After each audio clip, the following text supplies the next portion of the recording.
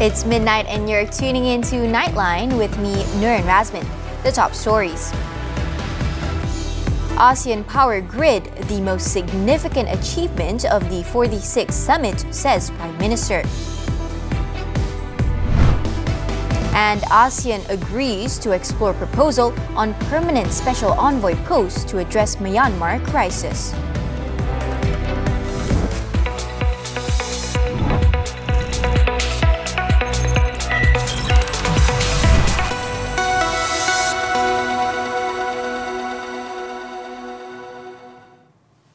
Good morning. Leaders from the ASEAN member states and the bloc's strategic partners have arrived in Malaysia to attend the 46th ASEAN Summit, set to take place on Monday and Tuesday. Preliminary discussions between Prime Minister Datuk Seri Anwar Ibrahim and several of the leaders focus on initiatives such as the ASEAN Power Grid mega project, which aims to connect undersea power cables from Vietnam to Singapore. The overarching goal is to strengthen economic cooperation among ASEAN nations and other trading partners in pursuit of shared prosperity. Among those who arrived in Kuala Lumpur was Vietnamese Prime Minister Pham Minh Chinh, who is on his first official visit to Malaysia. He was accorded an official welcome at the Perdana Putra complex in Putrajaya on Sunday. Chin was received by Anwar at 2:30 p.m. before inspecting the Guard of Honour mounted by officers and personnel from the 1st Battalion of the Royal Malay Regiment. Both leaders then held discussions alongside their respective delegations. At a press conference afterwards, Anwar stated that the ASEAN Power Grid project is not merely a rhetorical announcement, but one that will be realised through concrete implementation. We not only make its impressive pronouncements on the gigantic projects or collaboration or diplomatic endeavor, but this time we have be able to concretize this through effective programs and projects, which is consistent with our energy transition policy for alternative energy for the region. Both leaders also agreed to strengthen bilateral relations through several key areas of cooperation, including energy, education, research, and security.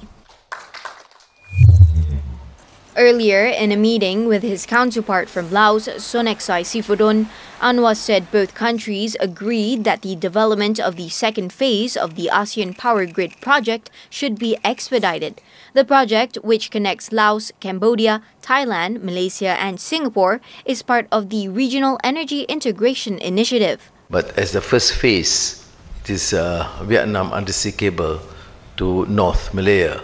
But I agree with Prime Minister Sunasir Sepandon that we should fast-track the second phase so that to benefit Laos, PDR, Cambodia and Thailand into Malaya and Singapore.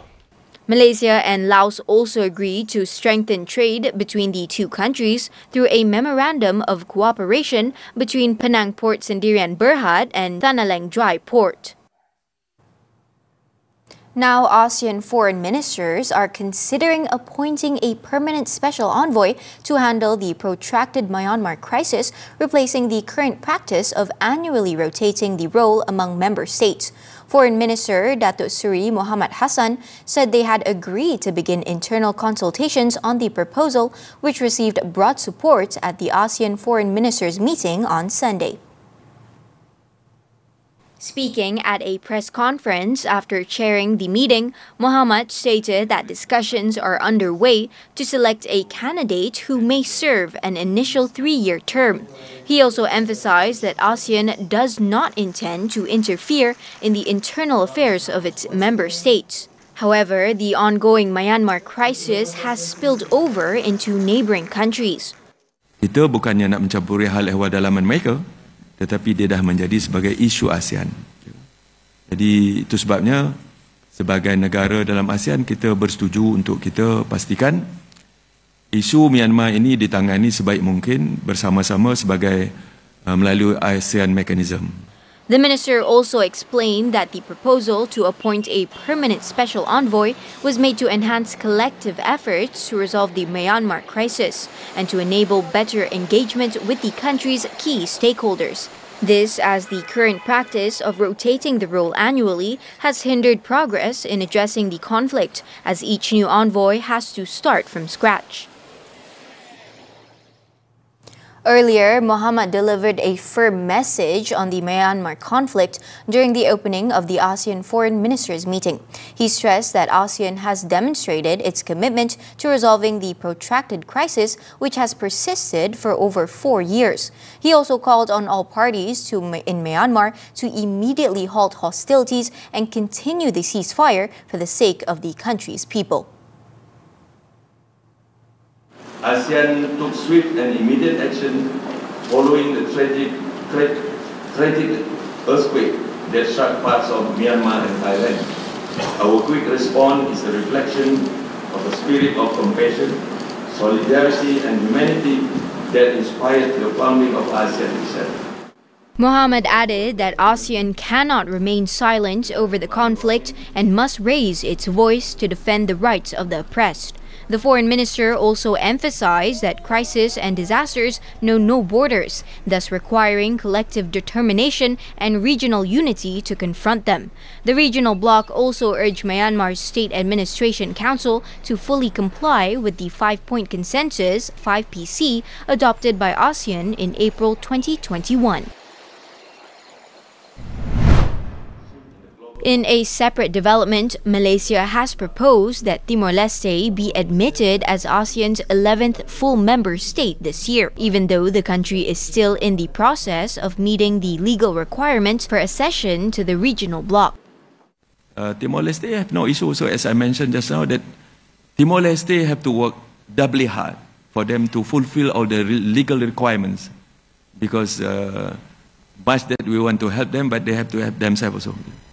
There's so many legal instruments that have to fulfill, especially on economic sector pillars, about 66 legal instruments they have to fulfill. According to Mohamad, a dedicated Timor-Leste unit has been established to assist the country in fulfilling the roadmap that supports its integration into ASEAN. As an additional measure, ASEAN foreign ministers have also agreed to the establishment of a special task force for Timor-Leste.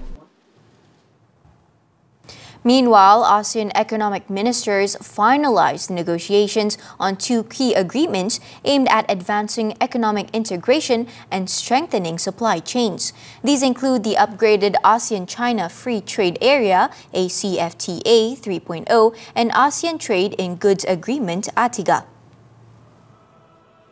Investment, Trade and Industry Minister Datuk Seri Tengku Zafrul Abdul Aziz stated that both upgraded agreements are expected to be signed on the sidelines of the 47th ASEAN Summit in Kuala Lumpur this October. Speaking at a press conference after chairing the 25th ASEAN Economic Community Council AECC meeting on Sunday, Tengku Zafrul said that ASEAN economic ministers also discussed the reciprocal tariffs imposed on imports into the United States, which are currently on a 90-day pause. The importance that we continue to have a dialogue with the United States, especially when it comes to engaging the current Trump administration. The meeting also discussed the potential to boost intra-ASEAN trade, which currently accounts for only 23% of the region's total exports.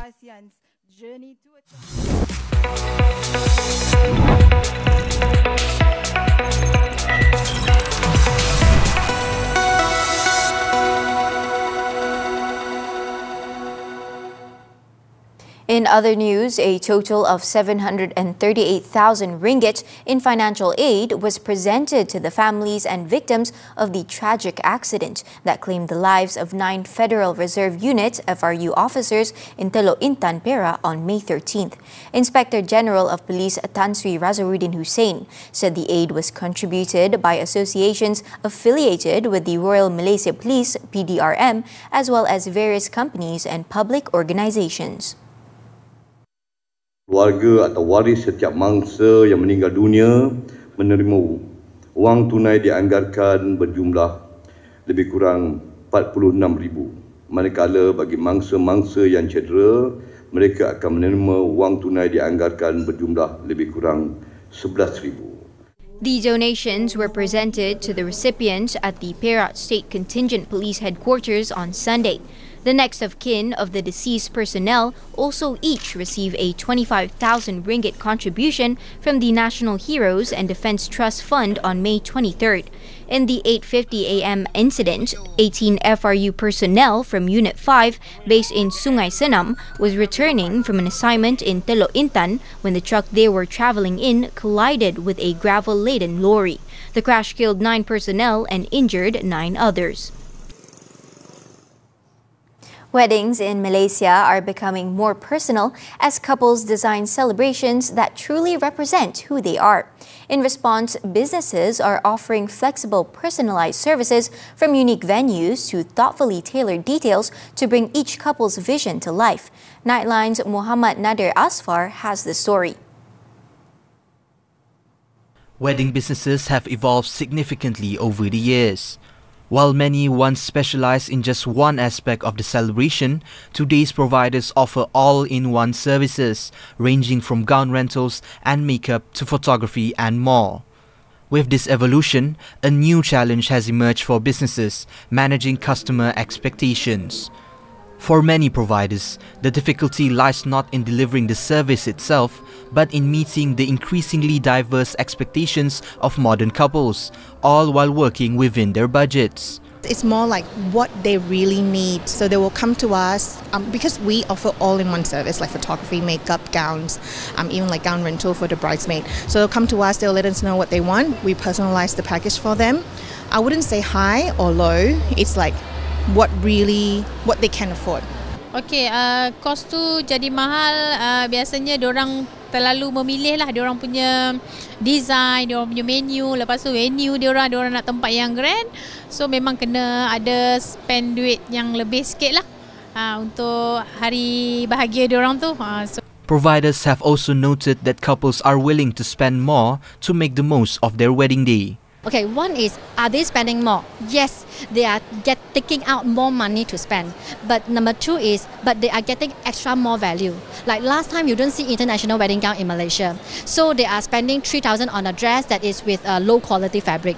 But now with your 3,000, 5,000, 6,000, you get international brand, which is much better value for the couple. Meanwhile, couples have mixed responses when asked about their spending habits for a wedding. But in conclusion, it's a must for us to spend in this pre-wedding shoot and also wedding dinner. It's a customary, but then honeymoon is like we have our whole life to spend our travel together. So priority is to get this done. So we have a very good memory about our wedding as well. Then we can always have a full life, long life of honeymoon. Yep. Rasanya cukup-cukup je lah kot.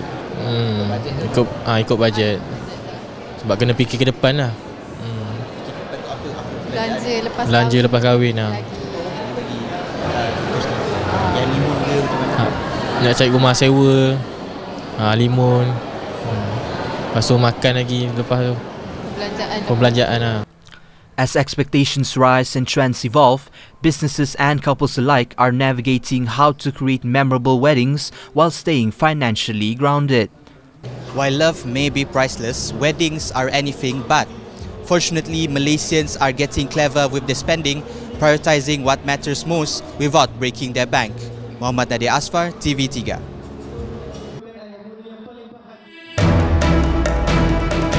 3 arrested after 50-kilometer police chase. This and more after the break. Satria, bangki. Intel untuk misi khas diterima. Saya, Ejen Ali dan Ejen Ali Shah akan menjalankan misi di Karnival Jom Heboh Kuala Lumpur bermula pada 30 Mei hingga 1 Jun di KL Base Kuala Lumpur. Pelbagai aktiviti menarik menanti anda. Temui kami bersama selebriti studio tonton drama sangat, pesta makanan, aktiviti sukan, belon udara panas, Jom Esports Championship, konsert Jom Heboh dan banyak lagi. Misi Karnival Jom Heboh bermula sekarang. Jom, jom, jom! A woman's spirit is boundless. So grab your coffee cups and wear your sassiest smile. Because this season, we're louder than ever. We talk career, health, finance, relationships, and everything in between. Women's Talk is here to empower and inspire you. Join us on Women's Talk every Saturday, 5 p.m. only on TV3 and stream now on Thursday. 9/10. 9.7/10. 9.8 lah. 10/10. 10 out of 10. 10/10. Oh, bagi 10/10. Wow. 10/10. 10/10. 10 out of 10, of course. 10 out of 10. 10/10. 10 out of 10. More than 10 out of 10. Ada ber-10, saya bagi 10 bintang. 10/10. 10/10 lah. 10 out of 10 lah. 1000/10 untuk filem.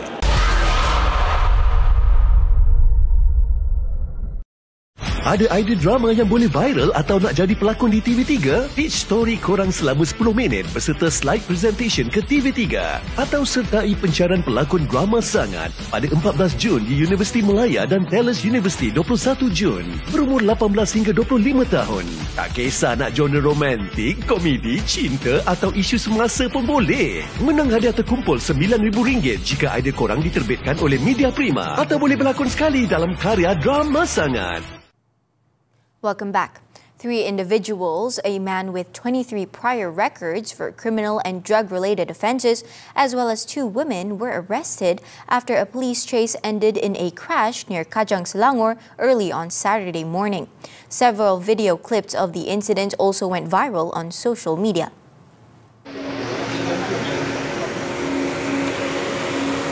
In a statement on Sunday, Kajang Police Chief Assistant Commissioner Nazron Abdul Yusuf said the incident began at around 1:20 a.m. when a police patrol team spotted the suspects behaving suspiciously inside a sports utility vehicle SUV along Jalan Seremban Tampin in Senawang, Negeri Sembilan. When officers attempted to stop the vehicle for inspection, the driver sped off, triggering a high-speed chase. The suspect's SUV was pursued by 8 police patrol cars for approximately 50 kilometers before it collided with 2 other vehicles in Taman Kajang Mewah. Authorities also confirmed that they found 1 gram of shabu in the SUV. All 3 suspects, aged between 28 and 30, have been remanded for 4 days. The case is being investigated for obstructing public servants from carrying out their duties, drug possession, and road offences. Kedah Police have crippled a water meter theft syndicate known as Gang Bob, with the arrest of 2 men in a raid on May 12th.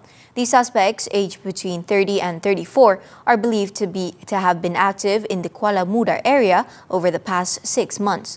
Kuala Muda Police Chief Assistant Commissioner Hanyan Ramlan said police also seized 45 copper water meter casings along with burnt copper wires weighing 11.05 kilograms, estimated to be worth 6,000 ringgit.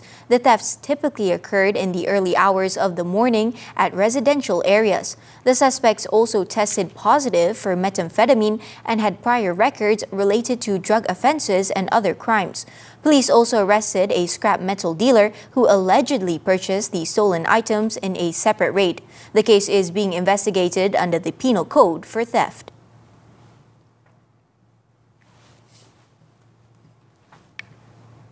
Now in Sabah, 3 families were left with nothing but the clothes on their backs after a fire destroyed their homes in Papar on Sunday morning. The blaze, which broke out at 7:45 a.m., razed 3 houses and also destroyed 3 vehicles, including a motorcycle. Papar Fire and Rescue Department Chief Roslan Osman said a total of 18 firefighters were immediately deployed to the scene, located at Kampung Laut Kinarut, after they were alerted to the incident at 8 a.m. The team was also assisted by personnel from the Penampang and Putatan fire and rescue stations. The flames were successfully brought under control within half an hour. No casualties were reported. The cause of the fire and the total losses are still under investigation. A 49-year-old mother suspected of abusing her 12-year-old daughter in Bayan Lepas, Pulau Pinang, has been remanded for an additional 4 days. The extension, which runs from Monday until Thursday, was granted by Balik Pulau Magistrate S. Janice Brenda on Sunday. Police applied for an extension of the remand order, which expired on Sunday, to enable them to complete their investigation into the case. The probe is being carried out under the Child Act. On Saturday, the woman's 47-year-old husband also had his remand extended until Thursday. The couple work as a program manager and an engineer, respectively, at 2 different factories. Last Thursday, it was reported that the child, who was injured, is believed to have been abused by her parents and was allegedly confined in a dog cage about 2 years ago. The abuse of the Year 6 pupil came to light when a counseling teacher at her school noticed wounds and bruises on her back. Southwest District Police Chief Assistant Commissioner Sazali Adam said the victim is being treated at Pulau Pinang Hospital and is in stable condition. More than a dozen killed in Pakistan storm. The details when Nightline returns. Nak kerja buat apa? Ni aku nak buka bisnes kopi untuk kita ni. Konsep bisnes kita ni mewah. Biji kopi tu sini kena rare. Drama bersiri sulung Nik Amir Mustafa. Aku rasa aku tak boleh jual lah band ni. Lelaki tak bercerita, tapi diam-diam je. Move on, bina life baru. Tapi perangai you macam... Tepi. Ya, you tak apa, you okay. Muat turun dan layan tonton sekarang. Semua favourite anda di sini. A woman's spirit is boundless. So grab your coffee cups and wear your sassiest smile. Because this season, we're louder than ever. We talk career, health, finance, relationships, and everything in between. Women's Talk is here to empower and inspire you. Join us on Women's Talk every Saturday, 5 p.m. only on TV3 and stream now on Tonton. 9/10. 9.7/10. 9.8 lah. 10/10. 10 out of 10. 10/10. Oh, okay, 10/10. Wow. 10/10. 10/10. 10 out of 10, of course. 10 out of 10. 10/10. 10 out of 10. More than 10 out of 10. Daripada 10, saya bagi 10 bintang. 10/10 lah. 10 out of 10 lah. 1000/10 untuk filem.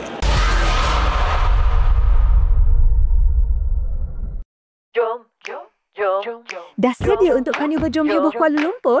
Banyak aktiviti menarik menanti di booth studio tonton drama sangat. Pertandingan cosplay Ejen Ali untuk dewasa dan kanak-kanak.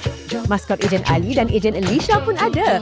Test level berani di Thrill Rumah Hantu. Juga temui barisan pelakon drama sangat, personaliti TV3, TV9 dan Tonton. Jumpa di studio tonton drama sangat Carnival Jom Heboh Kuala Lumpur di KL Base 30 Mei hingga 1 Jun ini, okey? Jom! Now on to the foreign front. Pakistani authorities on Sunday said severe storms have killed at least 19 people and injured over 90 others across the country's eastern Punjab province. The Provincial Disaster Management Authority said most fatalities were caused by collapsing walls, roofs and falling trees as strong winds and hail battered several districts on Saturday. Travel was widely disrupted, with motorway police shutting roads and flight operations affected in Lahore. A private airline flight from Karachi was forced to turn back after severe turbulence prompted an aborted landing at Allama Iqbal Airport. Meanwhile, officials warned of continued weather disturbances until Monday and urged residents to stay in safe shelter as rescue teams remain on high alert.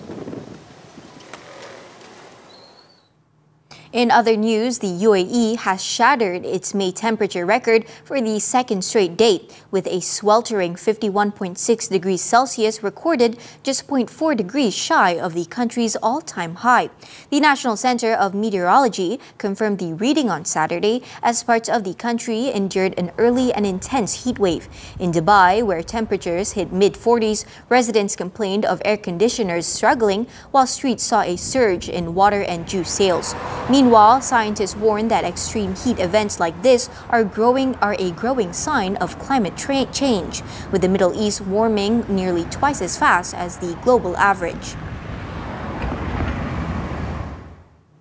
Over in Australia, a terrifying machete brawl has rocked Melbourne, leaving one person hospitalized and 2 others, including a 15-year-old, under arrest.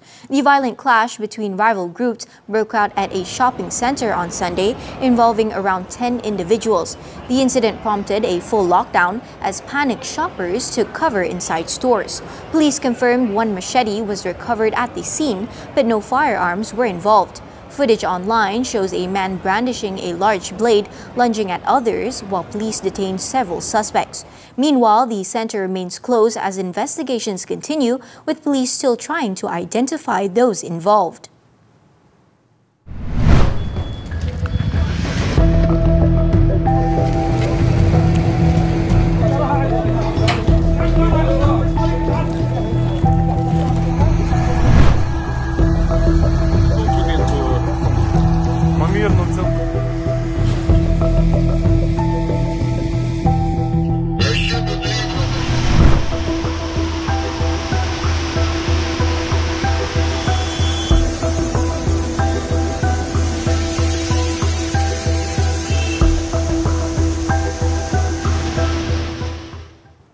Turning to sports now, badminton, the 2025 Malaysia Masters. It was a glorious day for Malaysians as national men's doubles pair Man Wee Chong and Tee Kai Woon stunned their higher-ranked compatriots Aaron Chia and So Woo Yik to claim their first title on home soil on Sunday.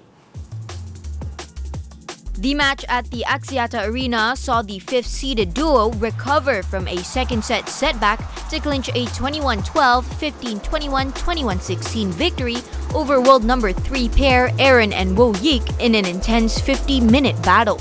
Wei Chong and Kai Woon are the first local pair in 12 years to win the Malaysia Masters men's doubles crown since Goh Wee Shem and Lim Kim Hwa's success in 2013.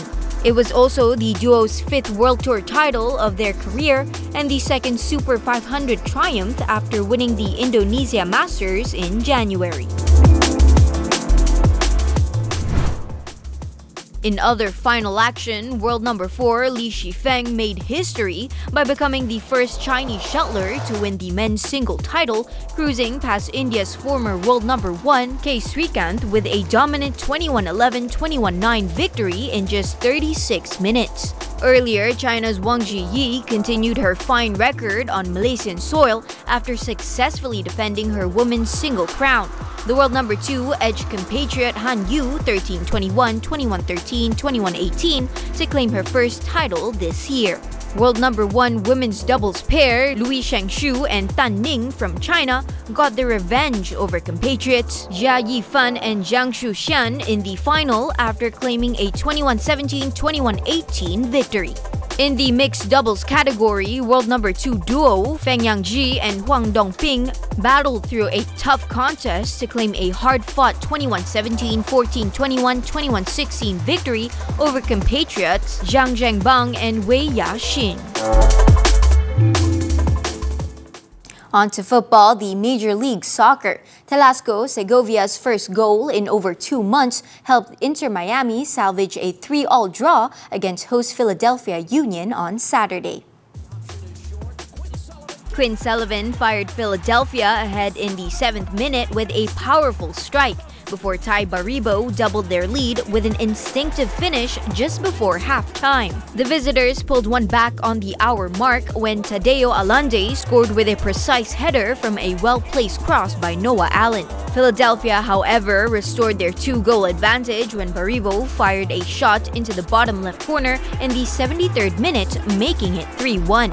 The comeback began in the 87th minute when Lionel Messi curled in one of his trademark free kick goals, before Segovia hammered home the equalizer in the 5th minute of stoppage time, securing a 3-3 draw. While the result was a welcome sign of character from Miami, they remain with just 1 win in their past 8 games in all competitions, having conceded 23 goals.